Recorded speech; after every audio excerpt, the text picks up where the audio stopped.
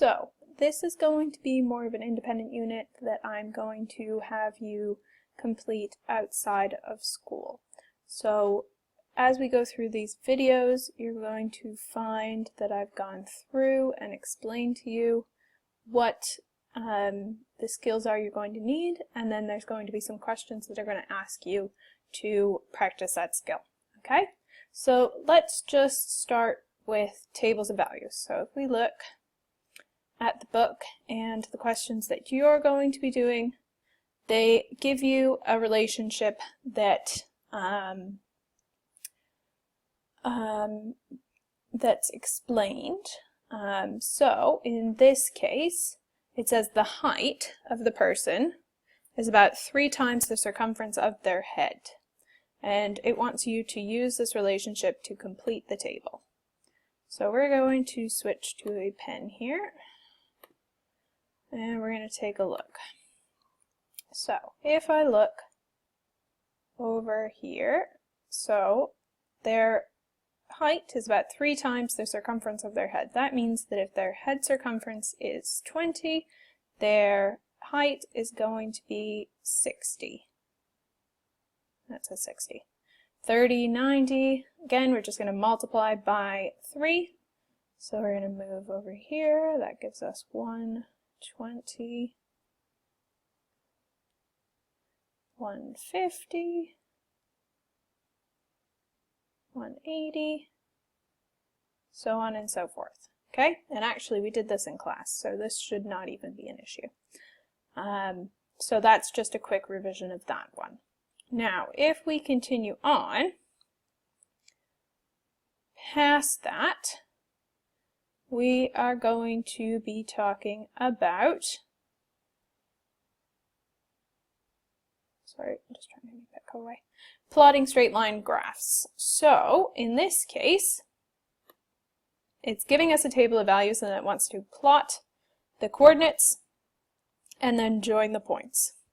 So you're going to do the same thing over here. So what we'll do is we will do this example here. So we have 0, 0, 1, 2, 2, 4, 3, 6, 4, 8, 5, 10. So we start at 0, 0 and we carry on up until 10. So I'm going to do this in here. So let's just imagine that I have my graph. Okay, and I'm going to start with my first point at 0, 0. So I look to the intersection of those 2 points. Next point is going to be x equals 2, y equals 4. So I'm going to go over 2 and up 4. And that's where those 2 points intersect. That's where my next point goes. Then I'm going to go 3, 6. I skipped 2, 4. My bad. Sorry, 1, 2. That goes here. Okay, and you'll notice that these all have the same rise. So they all go up the same amount. And then what we can do is we can draw a line that connects those points just like that. And that's our graph. Okay, so if we look, the sheet that you're going to have is going to have these questions over here. So you're going to make this square axis. So you're going to have 10 going up and 10 going over. You're going to label each line. Make sure that your numbers go exactly on your lines. So you'll notice that the number goes to the line, not to the box. Okay? And then you're going to plot the coordinates and join them with a ruler. Okay? And then I want you to do the problem solving. So the problem solving is going to be a little bit different. So it says Martin makes picture frames. He always makes the length 3 centimeters more than the width. Here's an example. So 4 centimeters width, then the length is going to be 7 centimeters. So you have your width and then you add 3 and that gives you your length.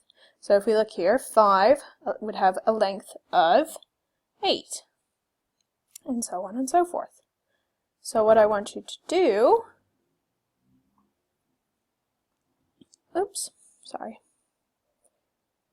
not in the middle of your sheet, but Sorry. It's a little more complicated than you think.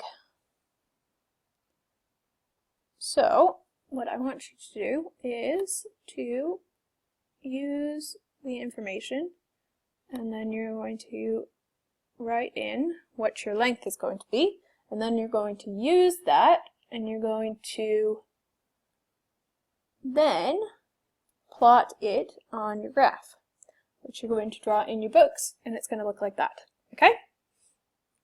Good. Next, real life graphs. So these are more scientific based, so it's just taking real life examples and putting them into a graph. Now, if we look at this one, it is telling us that we have some data. So she's recording the temperature as it gets up to 100 degrees Celsius. So she records every minute. So then she plots the graph. Now, because the graph is real life experimental data, it doesn't fit exactly to a straight line, but what we can do is we can put in a line of best fit, which generally follows most of the data and gives us a more accurate reading that we can use to predict different points in between. Okay?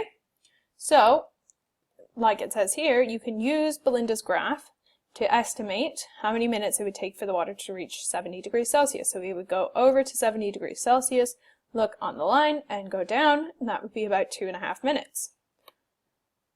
Alright, so if we look at the real life graphs questions, you are going to make some measurements. Okay, so if we look, you need a meter ruler, 5 2p coins, and some 2mm graph paper. And then you are going to follow this procedure and plot your data. Okay? Alright. So, if you have any problems with that, let me know, and I will give you a set of information that you can plot. Okay? And I will go through in class how to set that up. Alright, I hope this helps. I want those 3 pages and the chapter review questions done for homework by next Friday, the 13th. Not to be unlucky. Alright, and if you have any questions, just let me know. Okay.